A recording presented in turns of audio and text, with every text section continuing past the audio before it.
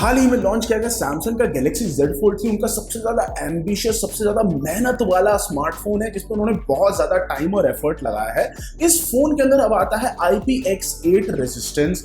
अब ये फोन आता है S Pen सपोर्ट के साथ और बहुत सारे फ्लैगशिप फीचर्स के साथ अब ये फोन आता है। तो मेरे हिसाब से सबसे बड़ा एक सवाल क्या उठता है, सबसे बड़ा सवाल ये उठता है कि क्या आज की डेट में सैमसंग गैलेक्सी Z Fold 3 इतने सारे फ्लैगशिप फीचर्स होने के बावजूद एक डेली ड्राइवर टाइप के स्मार्टफोन के तौर पे इस्तेमाल करने के लिए सही है कि नहीं है। सबसे पहला सवाल तो ये उठता है। दूसरा सवाल ये उठता है कि क्या आपको iPhone 12 Pro Max, Samsung Galaxy S21 Ultra ऐसे स्मार्टफोन्स को छोड़ के Samsung Galaxy Z Fold 3 जैसा एक फोल्डेबल स्मार्टफोन लेना चाहिए कि नहीं डे टू डे यूसेज के लिए, ये एक बड़ा सवाल है। नमस्कार मित्रों, मैं हूं आपका दोस्त आदित्यनाथ झा। स्वागत है आपका गैजेट 360 हिंदी पे और आज मैं आपके इन्हीं सारे सवालों का जवाब दूंगा। तो शुरू करते हैं।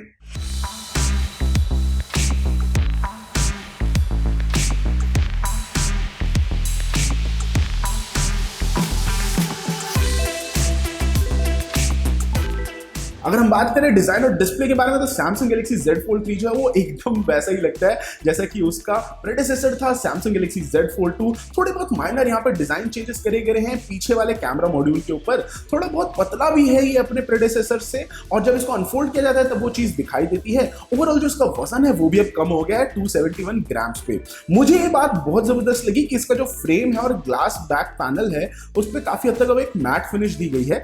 Galaxy Z Fold 3 को भाई खोलने में थोड़ी सी ज्यादा शक्ति लगती है बिकॉज उसकी हिंज काफी हद तक रेजिस्टेंस प्रोवाइड करती है और जो साइड्स पे थोड़ी बहुत स्लिपरी सी फिनिश है फ्रेम पे वो उस काम को थोड़ा सा और मुश्किल बना देती है।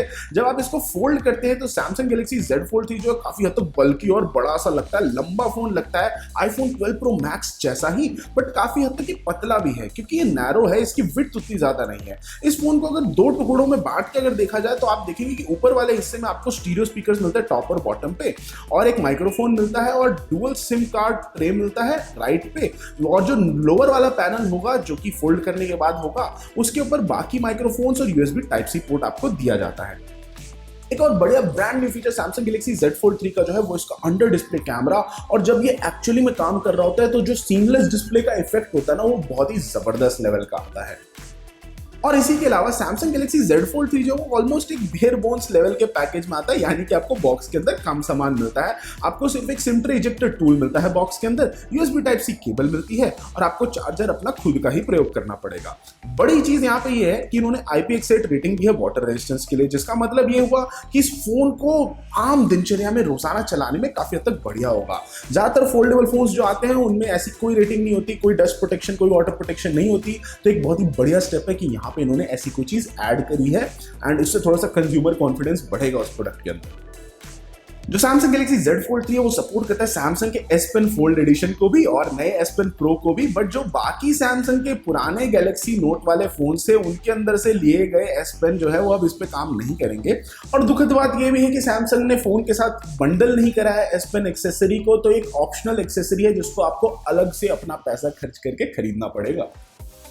बात करें अगर हम इसके आउटर डिस्प्ले के बारे में तो आउटर डिस्प्ले अब सपोर्ट करता है एक अडैप्टिव 120 हर्ट्ज का रिफ्रेश रेट, जो कि कवर स्क्रीन है इसकी 6.2 इंच की एक एमोलेड पैनल है बाहर की तरफ जिसमें HD+ रेजोल्यूशन है और इसमें एक कॉर्निंग गोरिल्ला ग्लास विक्टस का प्रोटेक्शन दे रखा है। डिस्प्ले जो है ये काफी हद तक सही ब्राइट और वाइब्रेंट है, बट भाई टाइपिंग वगैरह करने के लिए उतना जबरदस्त नहीं है।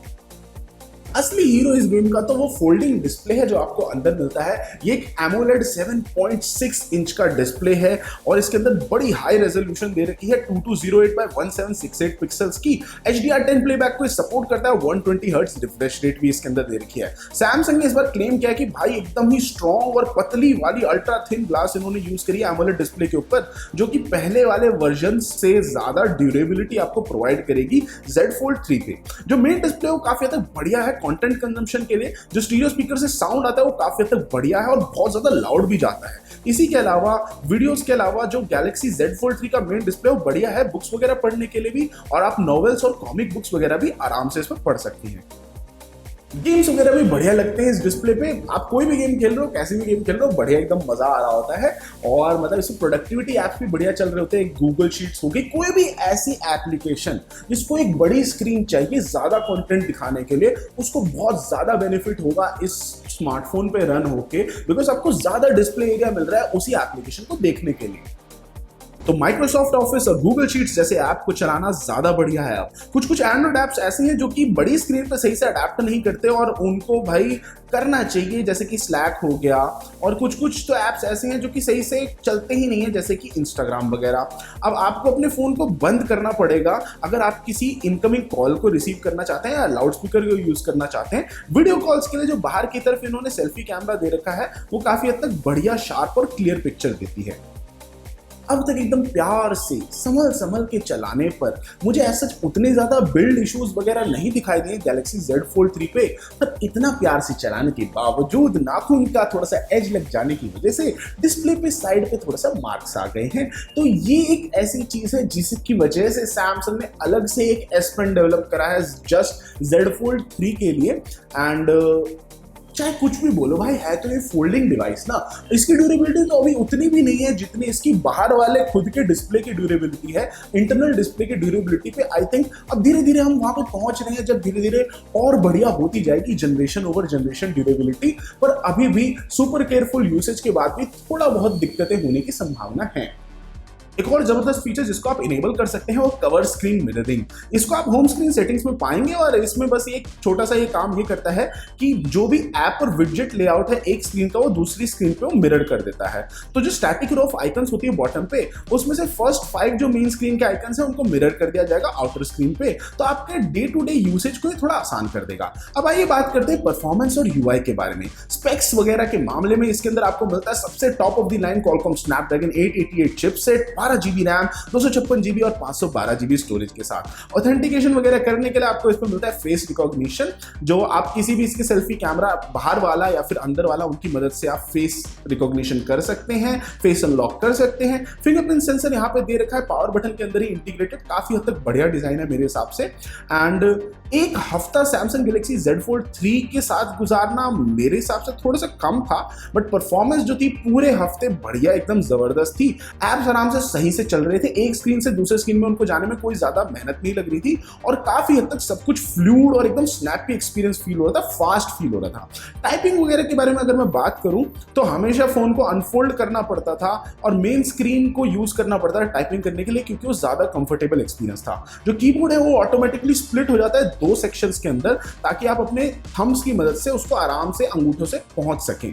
अब मल्टीटास्किंग की बात की जाए तो आप अपने फोन पे 3 ऐप साइमल्टेनियसली खोल सकते हैं और हर एक की विंडो जो है ऑटोमेटिकली उस पेज के हिसाब से अपने आप को रीसाइज कर लेगी जिस पे आप उसको ड्रैग करोगे। इसमें जो 3 डॉट्स वाला मेन्यू दे रखा है उसकी मदद से आप क्विकली ऐप्स की पोजीशन को शफल कर सकते हो इधर उधर, या फिर आप विंडोज को मैनुअली रीसाइज भी कर सकते हैं अपने ही खुद के एफर्ट से। इसी के अलावा आप 5 और ऐप्स चला सकते हो फ्लोटिंग विंडो के तौर पे इन्हीं 3 के ऊपर। तो इसी पे ही भाई साहब मैं खेल पा रहा था कॉल ऑफ ड्यूटी मोबाइल, एक ही साथ उसके साथ मैं ट्विटर भी ब्राउज कर रहा था और एक यूट्यूब वीडियो भी देख रहा था सेम टाइम पे बिना किसी बड़े इशू के। तो ये एक बहुत ही जबरदस्त बात है। जो लैब्स मेन्यू दे रखा है सेटिंग्स में, उसकी मदद से आप और भी एडिशनल फीचर्स को इनेबल कर सकते हैं, जैसे कि आप फ्लोटिंग कैराउजल को पिन कर सकते हैं परमानेंट टास्क बार के तौर पे, या फिर आप फोर्स कर सकते हैं फ्लेक्स मोड को उन एप्लीकेशंस पे जो कि सपोर्टेड भी नहीं है। और ये जो है ये किसी कंटेंट के हिस्से को एक साइड पे पुश कर देता है अंदर वाले पैनल में और बाकी कंटेंट को अदर साइड पे पुश कर देता है जब आप अपने डिस्प्ले को पार्शियली फोल्ड करके रखना चाहते हैं, ताकि आपको जो इसकी स्पाइन है उसको अवॉइड करना हो, यानी कि बीच वाले जो हिस्सा है उस पर आपका अलग से ध्यान ना जाए, उसको आप अवॉइड करना चाहते हैं तो आप इस तरीके से कंटेंट को अरेंज कर सकते हैं। मेरा जो रिव्यू यूनिट था वो चल रहा था One UI 3.1.1 पे एंड्रॉइड 11 के ऊपर बेस्ड। किसी भी ऐप जिसको आप कवर स्क्रीन पे ओपन करेंगे वो मेन डिस्प्ले पे चली जाएगी ऑलमोस्ट सेम स्टेट पे जैसे ही आप इस फोन को अनफोल्ड करेंगे, चाहे वो गेम हो, चाहे वो मीडिया हो, चाहे वो सोशल एप्स हो। जिस सेकंड आप फोन को अनफोल्ड करेंगे वही ऐप आपकी मेन स्क्रीन पे ट्रांजिशन हो जाएगी। बट अगर आप ये चाहते हैं कि कोई ऐप आपकी इंटरनल स्क्रीन से बाहर वाली स्क्रीन पे आ जाए तो आपको इस ऑप्शन को मैनुअली इनेबल करना होगा, वरना क्या होगा कि आप जैसे ही फोन को बंद करेंगे तो जो आपकी ऐप मेन स्क्रीन पर रन हो रही थी वो बंद हो जाएगी। अब आइए बात करते हैं कैमरा के बारे में। इसमें जो सबसे इंटरेस्टिंग और शायद से सबसे लोएस्ट क्वालिटी का कैमरा है वो इसका अंडर डिस्प्ले सेल्फी कैमरा है। जस्ट 4 मेगापिक्सल इसकी रेजोल्यूशन है और f1.8 अपर्चर है। ठीक ठाक है ये फेस अनलॉक करने के लिए और वीडियो कॉल्स के लिए, बट इसकी क्वालिटी उतनी बढ़िया नहीं है फोटोज वगैरह लेने के लिए। सैमसंग की जो पोस्ट प्रोसेसिंग है वो बहुत ज्यादा मेहनत करती है ताकि चीजें ठीक हो जाएं, बट फिर भी बहुत ज्यादा डिफरेंस है क्वालिटी में इसके अंदर और 10 मेगापिक्सल के सेल्फी कैमरा के अंदर जो कि कवर स्क्रीन के ऊपर है। और इसी के अलावा कि कवर स्क्रीन वाला जो कैमरा था उसकी जो अपर्चर है वो इससे ज़्यादा नैरो है, बट स्टिल जो अंदर वाला कैमरा है उसकी जो फाइनल फोटोज आती है वो उतनी ज़बरदस्त नहीं आती है। बट एक और ज़बरदस्त बात ये है कि क्योंकि ये फ़ोन फोल्ड होता है तो आप इसके प्राइमरी कैमरा से भी सेल्फीज ले सकते हैं, तो वो करने पे आपको एक ज़बरदस्त क्वालिटी मिलेगी और फ्लेक्सिबिलिटी भी मिलती है कि आप कौन से लेंस को यूज़ करना चाहते हैं। और अंडर डिस्प्ले कैमरा के अलावा इसके अंदर बाकी जो कैमराज हैं वो एग्जैक्टली वैसे ही हैं जैसे कि सैमसंग गैलेक्सी Z Fold 2 पे थे।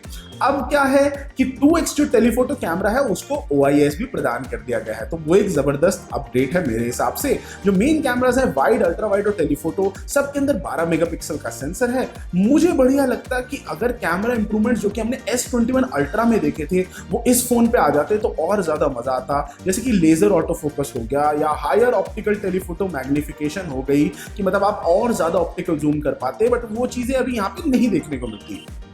इसी के अलावा अगर आप कैमरा ऐप को खोलते हैं कवर स्क्रीन पे से तो आपके पास ऑप्शन आएगा कि रियर कैमरा को आप यूज कर सकते हैं सेल्फी लेने के लिए।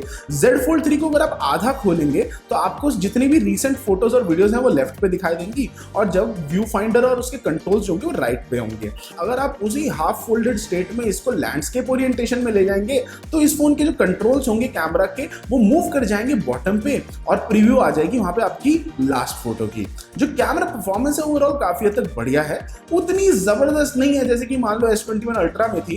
लैंडस्केप्स और क्लोजअप शॉट्स जो थे वो बढ़िया लग रहे थे दिन के दौरान, उनमें अच्छी डिटेल्स थी, पंची एकदम सैचुरेटेड कलर्स थे।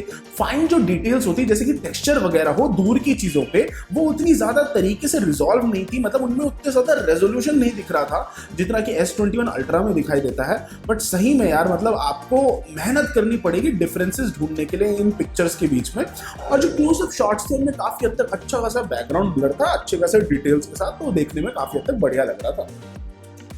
जो अल्ट्रा वाइड कैमरा वो भी काफी हद तक सही काम कर देता है। टेलीफोटो कैमरा थोड़ा सा मुझे ऐसा लगा कि वो मतलब थोड़ा सा निराशाजनक था क्योंकि उसमें सिर्फ 2x ऑप्टिकल जूम है और मैक्सिमम जो उसमें डिजिटल जूम जाता है वो सिर्फ 10x तक जाता है। नाइट मोड जो है वो ऑटोमेटिकली आ जाता है जब एम्बियंट लाइटिंग जो है आपके आसपास की वो कमजोर लेवल की है, जिसका मतलब ये है कि अच्छे खासे आपको लैंडस्केप शॉट्स रात में भी मिल जाएंगे, अच्छा खासा exposed. Even ultra wide camera से भी मेन कैमरा के साथ साथ ऑप्टिकल इमेज स्टेबलाइजेशन और हाथ एकदम सधे हुए होने के बावजूद मुझे ऐसा लग रहा था कि लो लाइट सिचुएशंस में फोटोज क्लोजअप में उतनी अच्छी खासी नहीं आ रही थी और ब्लर फ्री शॉट लेना उतना ज्यादा इजी नहीं था। Samsung Galaxy Z Fold 3 record कर सकता है वीडियोस 4K पे 60 FPS तक और ऑप्शन है यहाँ पे HDR 10+ वीडियो शूट करने का भी। वीडियो क्वालिटी और स्टेबलाइजेशन काफी हद तक बढ़िया थी दिन के दौरान, बट जैसे ही रोशनी कम हो तो उसमें काफी हद तक नॉइस था और भाई साहब काफी ज्यादा जिटर भी दिखाई दे रहा था जो अगर आप वीडियो बनाते वक्त चल रहे हो तो। अब आइए बात करते हैं गैलेक्सी Z Fold 3 की बैटरी के बारे में। गैलेक्सी Z Fold 3 पे थोड़ी सी छोटी 4400 mAh बैटरी है पिछले मॉडल के मुकाबले, बट इसके अंदर सिमिलर 25 वॉट की फास्ट चार्जिंग एबिलिटी दे रखी है और हल्का फुल्का इस्तेमाल करने में एक दिन के अंदर अगर मैं बहुत ज्यादा वीडियोस नहीं देख रहा था, बहुत ज्यादा गेम्स नहीं खेल रहा था मेन स्क्रीन पे, तो आराम से एक पूरा दिन निकल जा रहा था 100 से 0% चार्ज पे। हैवी यूसेज करने पे मेन स्क्रीन की बैटरी लाइफ जो थी वो काफी हद तक कम हो गई थी और ये रिफ्लेक्ट हुआ हमारे HD वीडियो लूप टेस्ट में जो कि सिर्फ 12 घंटे और 20 मिनट तक चला। बैटरी को चार्ज करने में 1 घंटे से ज्यादा लगता है 0 से 100% जाने में, जो अगर आप हाई वोल्टेज वाले USB PD पावर अडाप्टर से कनेक्टेड हो तो पर भी। सैमसंग गैलेक्सी Z Fold 3 को अब वायरलेस भी चार्ज किया जा सकता है। तो अंतिम एक निर्णय पे आने से पहले आइए थोड़ी सी दृष्टि डालते हैं इसकी प्राइसिंग पे। जो सैमसंग गैलेक्सी Z Fold 3 उसकी भारतीय प्राइसिंग स्टार्ट होती है 1,49,999 रुपए पे 12 GB रैम और 256 GB स्टोरेज के लिए, और वहीं जो 512 GB वेरिएंट है वो शुरू होता है 1,57,999 रुपए पे। ये एक महंगा फोन है, इसके बारे में कोई दो राहें नहीं है, और जो टेक्नोलॉजी इस्तेमाल हो रही है फोल्डिंग फोन्स के पीछे वो साल दर साल रेपिडली चेंज हो रही है, बहुत ज़्यादा उसमें बदलाव आ रहे हैं और सैमसंग इस पर बहुत ज़्यादा मेहनत भी कर रहा है। ये दिखाई दे रहा है कि अपने फोल्डिंग सीरीज में कितने कितने फ़ोन हर साल लाए जा रहे हैं। अभी के लिए एकदम ये नया नवेला फीचर है, बट हो सकता है भविष्य में ये हर एक प्राइस रेंज के स्मार्टफोन पे आपको फोल्डिंग फीचर दिखाई देने लग जाए। और अगर आप रहना चाहते हैं एकदम लेटेस्ट टेक्नोलॉजी के साथ, तो गैलेक्सी Z Fold 3 जो है वो शायद से सबसे ज़्यादा रिफाइंड फोल्डिंग फ़ोन है जो कि अभी मार्केट में उपलब्ध है अभी के लिए।